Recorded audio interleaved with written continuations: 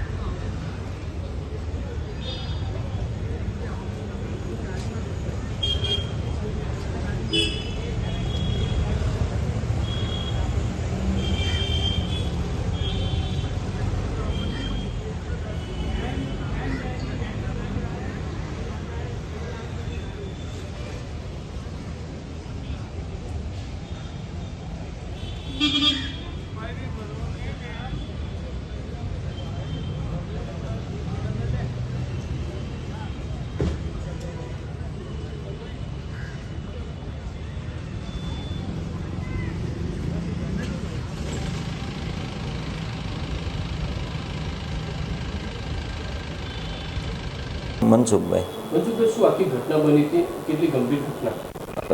ઘટનામાં એવું હતું કે હું લાલ દરવાજાથી ઘર તરફ જતો હતો મંદિરેથી, તો લાલ દરવાજાથી આગળ જે ગાબાની હોસ્પિટલ ત્યાં પાછળથી આવી અને એણે બાઇકમાં એ હતો બાઇક લઈને, હું પણ બાઇક લઈને જ જતો હતો, તો એણે પાછળથી મારા મિસિસને પાછળથી જેણે પાકેટ પકડી અને બરાબર એણે ખેંચ્યું એટલે એ પછી પડી ગઈ, એટલે એને ગંભીર ઈજા થઈ છે।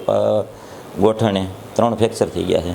તમે એમને સામનો પણ કર્યો? મેં સામનો કર્યો પણ ત્યાં બીજું કોઈ હતું નહીં, એટલા માટે એ પછી ભાગી છોટાઈને વયો ગયો।